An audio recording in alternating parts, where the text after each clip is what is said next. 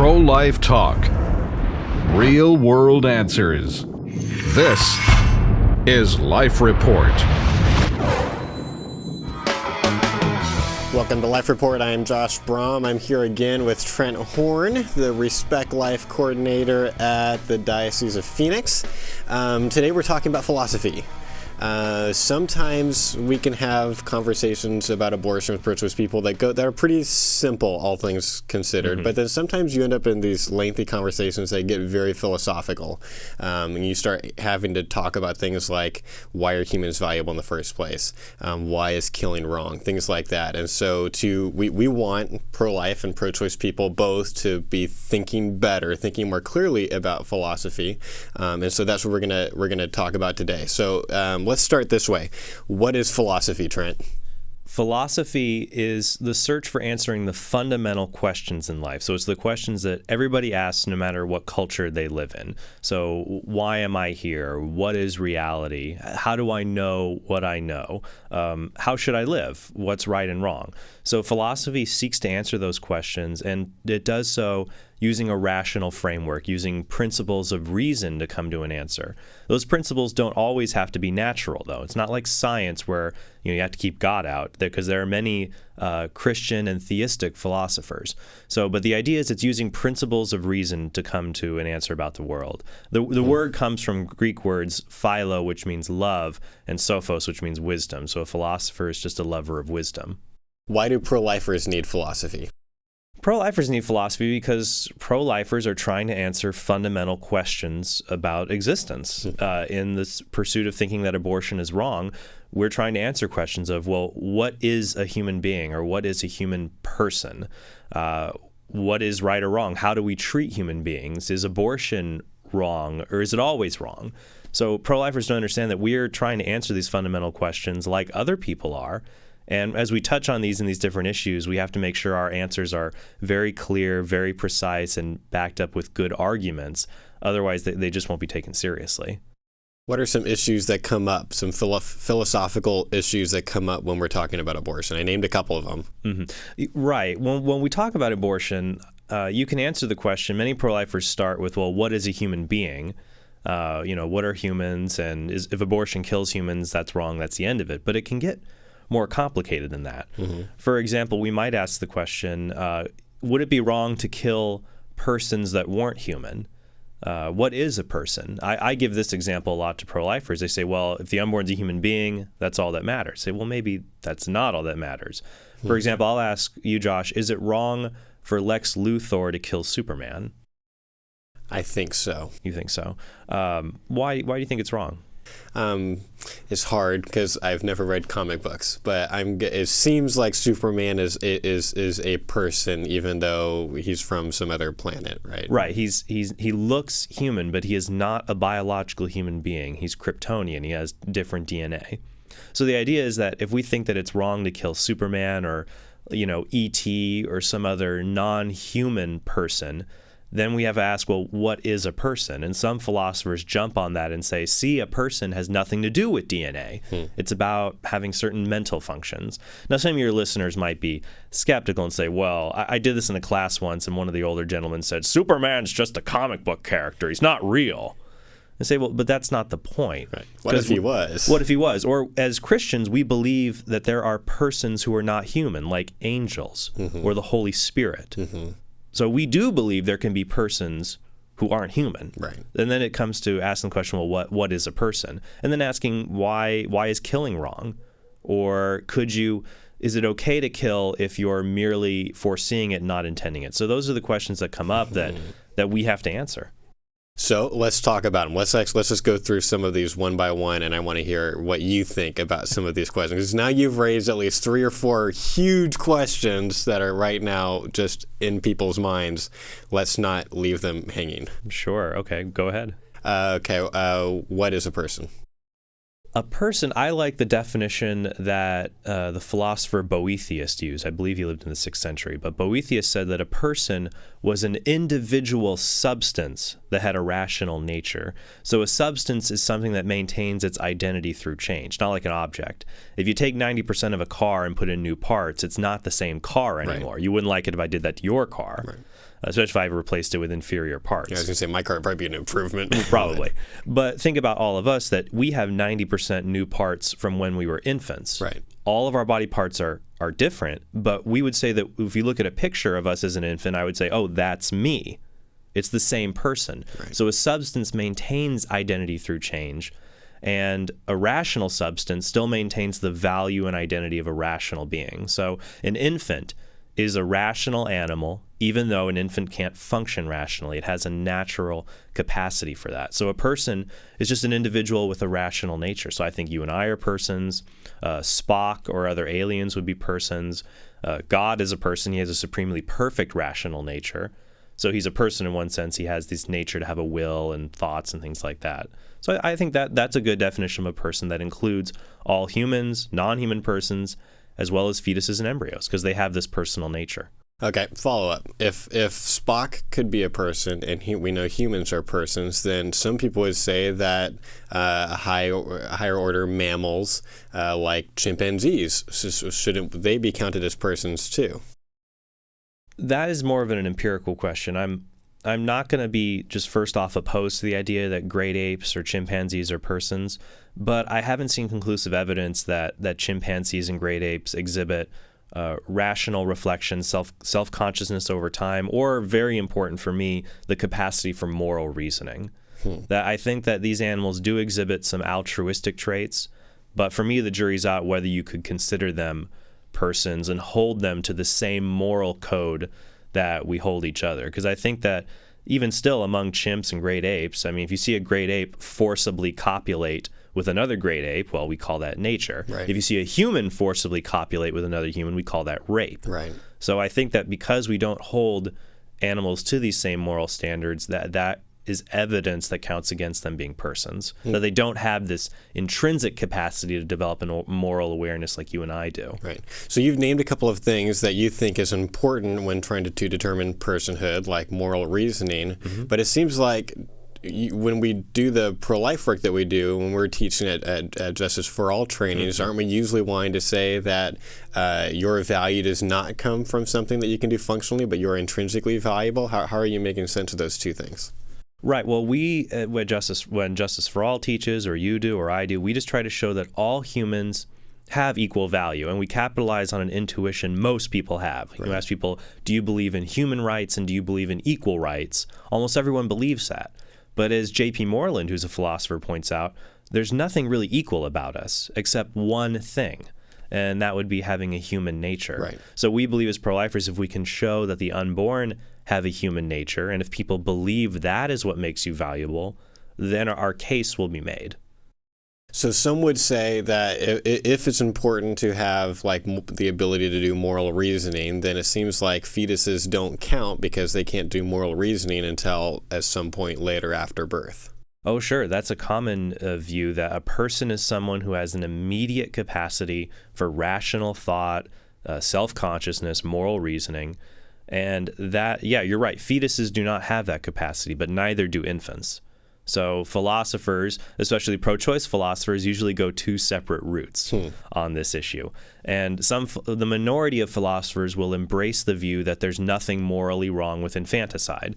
Right. And the two biggest proponents of that would be Peter Singer and then Michael Tooley, who teaches at CU Boulder. And then the other view are philosophers who try to say that even though infants don't have personal abilities, they're still persons or have value for some other reason, usually a very lame reason. If you do an applied ethics course in an undergraduate class, you'll find that one article that's read frequently is Mary Ann Warren's position on abortion, and she believes that personhood begins at birth, but she uses criteria, consciousness, language abilities, that would exclude infants. Right. And her reason to say that infants are valuable would be because they're so close to being humans. Right. It's this weird essay because he writes this essay and then later he writes a postscript to the essay, like addressing this infanticide concern, where he kind of says, I am against infanticide because it's so close. But then at the end, then he kind of goes back and kind of also says, yeah, but maybe we just need to be open to some icky,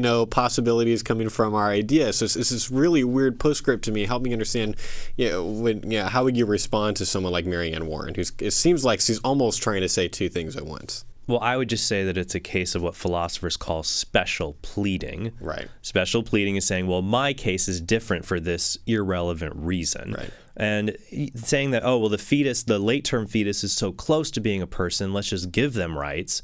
And I guess the other reason that's given, I couldn't believe when I read it, was that many people would be distressed if you killed infants. Who cares? Oh, yeah. Like, there's not a lot of people distressed that fetuses are being killed. Right. Like, they don't exist, I guess. But more would be distressed, Trent, if they killed infants. So now it's a plausible thing. Okay. Let me jump to something else. Why is killing wrong? Why is killing wrong? That's a good question. Well, we should ask what killing is. Killing deprives an individual of their life. Mm-hmm. And so normally ask, why is it wrong to deprive someone of something? It seems that if someone has a right to something, it's wrong to take that away from them. If you take away an individual's life, you take away their ability to continue plans they have. You take away their ability to have valuable experiences like you and I have and will have in the future, even if they don't desire them now. And it also may be wrong to kill because there's a transcendent creator of law, the transcendent moral lawgiver that has decreed that killing is wrong. Or maybe God exists and gives human beings life as a gift, and it's wrong to take that gift away because it has intrinsic value God has bestowed. So there's multiple reasons, and it's possible that more than one reason may be right. But I'm under the view that killing deprives someone of something very valuable, the most valuable thing they can have, which is their life. Because without your life, you can't have anything else. Okay. Who are the most influential pro-choice philosophers?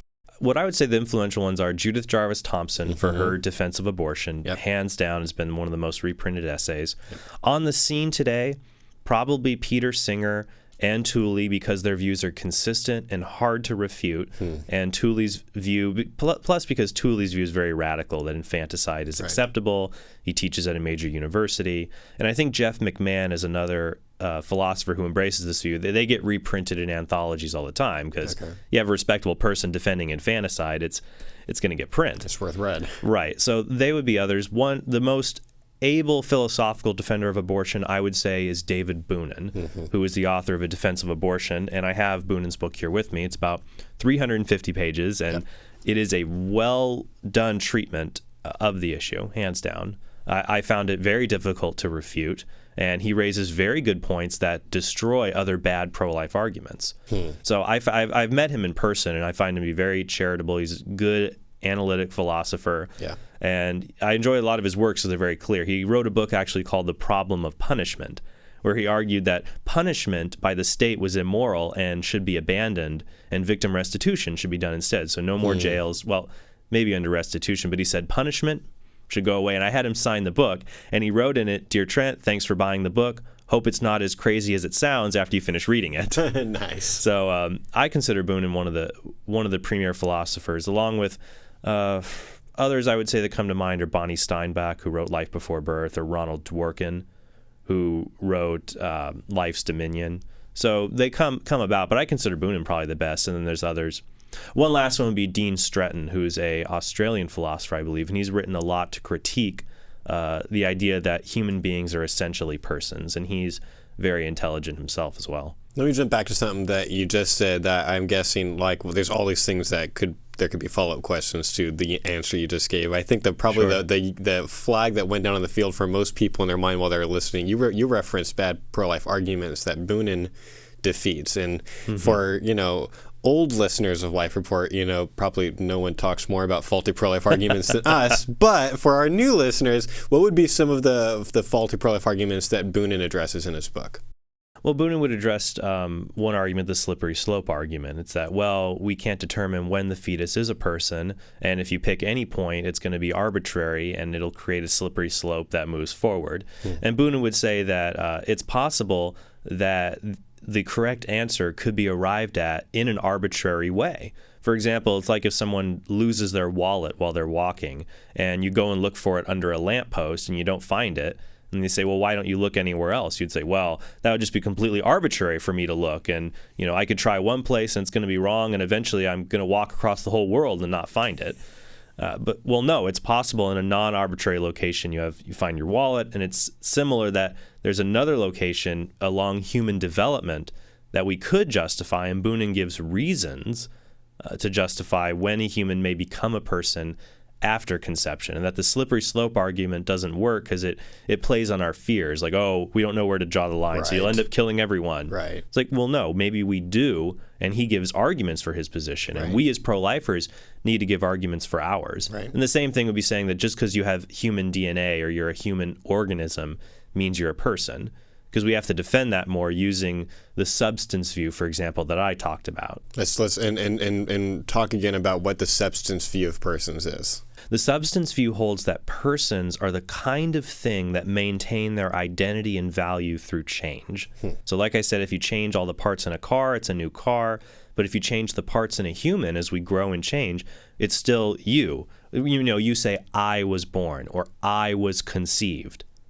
So that would imply that I had an identity back then. Right. And there has to be something that connects me to that organism that existed 26 years ago. And that would be something like my human nature, or being a human substance that maintains this identity. So that's one pro-life view. And then there's another that's widely respected in philosophy that doesn't rely on this, called the future like ours argument, which is very different. Well, go ahead and explain that one real quick. And I know you referred to it earlier, but just so to help people connect the dots here, the future like ours argument would be... Well, I mentioned very prominent pro-choice philosophers, so it might be good to talk about the famous pro-life philosophers. The ones who defend the substance view would be Patrick Lee at Franciscan University, Francis Beckwith at Baylor, Christopher Kaczor at Loyola Marymount defends a view very similar to that, and Stephen Schwartz is another one. But there's one philosopher who opposes abortion. He's not religious, doesn't use the substance view, and his defense of his defense of the pro-life view is considered one of the strongest in academics. And who is that? That would be Don Marquis. He teaches at the University of Kansas, and he, in 1989, published a paper that argued for something called the future like ours argument. And what Marquis tries to answer is, well, why is killing wrong? And he's looking for a natural reason. He says, well, what makes killing an adult wrong or a baby wrong seems to be that you deprive them of their future. Marquis says if you kill a brain-dead person or someone who's permanently in a coma, it doesn't seem wrong to him because they don't have a future ahead of them. Or if you kill a cow, well, a cow is never going to have valuable experiences like you and I would have. So Marquis argues that what makes killing wrong is that it deprives someone of their future, a future of value, even if they don't value the future themselves, like an infant doesn't value that they're going to go to prom, in 18 years. Right. So if killing is wrong because it deprives us of a future like ours, and a fetus or embryo has a future like ours, then it would be wrong to kill most fetuses and embryos. I used this just a couple of weeks ago. I finished a speech, and a mom had brought her pro-choice son to the speech, and she forced him to come. And afterwards, all the people come up to ask questions and stuff. She brings her son and says, "You have to answer his questions." And he was just, and his argument was that fetuses aren't deprived of anything because they're not aware, so they just die and they don't really know the difference. And so I was trying to describe and argue from the future like ours argument that it seems like he's deprived of something. And I use an analogy I think I probably heard from you, which is that let's say you've got this inheritance, some long lost uncle dies and leaves you $1 million inheritance, but you don't know about it, and someone else finds a way to take that money. Have you been harmed? Well, most people would say yes, even though you didn't know about it. You might go through your entire life and not know that anything had been stolen from you, but you were still harmed. In a similar way, an embryo, even if it's not aware that it's, oh my gosh, I'm being killed right now, can be harmed by being deprived of a future like ours. Right, and I think that illustration actually comes from Robert Wenberg, so I'm not entirely sure, but I believe it comes from him. See, I was just crediting you, but then I was crediting the wrong person. It's okay. I'm a secondary source to that. But Josh, that's why I really like Life Report, and everything you're doing right now is philosophy. Philosophy is we test ideas to see if they make sense, if they accord with our intuitions, and we test ideas using things like thought experiments. People say, well, if the fetus doesn't know it's being aborted, what's the big deal? And you gave a thought experiment or an analogy. Well, what if you had an inheritance you didn't know about and it was stolen from you? Or you might use the analogy, what about a woman who's unconscious in a hospital and a male nurse fondles her? Right. She has no idea it's going to happen, no physical trace will be left, but it still seems wrong. Right. So we as philosophers and pro-lifers need to become more skilled at this. We try to see a person's argument, see And an argument is just a series of premises used to support a conclusion. Right. And we try to see, well, maybe one of those premises is false, and I can give a reason to show it's false. Someone might say it's if no one's capable of pain, they can't be harmed. And you think of the comatose example. Well, we know that's false. And I mean, that's just how philosophy goes. And I want more pro-lifers to get better skills at doing that. Yeah. What are the most powerful pro-choice arguments? Just summarize them, but you've also got to refute them. You can't just leave them hanging for people. You've got what are the most powerful pro-choice arguments, and basically the reason why you don't think they ultimately succeed? Sure. I think the most powerful pro-choice argument that says a fetus does not have a right to life is the argument that a being can only have a right to life if they have a cerebral cortex or an upper brain. That's what makes us different than other humans, and that is what allows us to act human or act rational. And so without that, you can't be a person. You don't develop a cerebral cortex till the second or third trimester. My objection to that is a cerebral cortex is not what makes you actually rational. That at birth, an infant has about 56 trillion synaptic connections. By its first year of life, at least it'll have over 1,000 trillion. Wow. So an infant's brain will get much larger until it can be rational. So getting a cerebral cortex doesn't mean that you are a rational animal. So you have to have a bigger brain, otherwise you have the infanticide objection. Right. Now someone might say, well, with the cerebral cortex, it will eventually develop into a brain that can be rational. So that's when you're a person. Well, I can object that a fetus at 2 weeks will have a very primitive brain stem or genetic makeup that will develop into a brain. Right. So that's the most powerful argument, and Noonan develops it in the book using a theory of desires that I can't refute here, but I think ultimately don't justify why we value humans and doesn't justify the cortex criteria. And the other one would be, of course, the bodily rights argument. Right. And I've done that on many shows. We've done that. So if you want to know, those would be my two. If you want to hear Trent and I talking about the bodily rights arguments, then you can go to prolifepodcast.net. You scroll to the bottom. There's a list of categories, and one of the categories is bodily rights. And you can hear some episodes we've done with Trent and then another guy, Tony George. We're going to be doing some more episodes on that this year. It was the #1 listened to episode of 2011. All right. On refuting the bodily rights argument. Okay, what are the most powerful pro-life philosophical arguments? Well, I think Marquis's argument is powerful, the future like ours. And many pro-lifers don't understand it. They'll say, well, what if a 2-year-old is going to have a terrible future? Does that mean they don't have a right to live? You would say, no, it's not a future like ours. It's all roses and chocolate and fun. It's just having a future where they can have experiences like ours. Right. And so if a fetus maybe be born in poverty, if a 5-year-old's in poverty and we think they have a future that shouldn't be deprived, then it should be protected. So I think the future like ours argument is good. It doesn't explain why all kinds of killing are wrong, because I personally think it's wrong to kill someone who has a severe disability and may not have a future like ours for different reasons. But I think the future like ours argument does work in many cases, and I think that the substance view, that human beings are essentially persons, or that you're a human substance, you maintain your identity through change, that if I was conceived, if I was born, if I am the same organism that existed however many years ago and I have value now in virtue of my human nature, then it would follow that I had that same value when I was born and when I was conceived. Right. And a good defense of the substance view is found in Patrick Lee. Francis Beckwith puts it forward. My favorite pro-life philosophy book now would be The Ethics of Abortion. See, I was just about to ask you about Chris that. Kaczor. So this is a great book. Kaczor teaches out here in Los Angeles, and I really appreciate his charitable, intelligent response. Another high-level one to defend the view that the human being as an embryo or fetus is a human organism that has essential rights like you and I have would be George and Tollefon's book, Embryo. Right. So it's a bit heady, but I like it. For your readers who want something more of a layperson's introduction, I would recommend Scott Klusendorf's book, The Case for Life. Right. That Scott actually...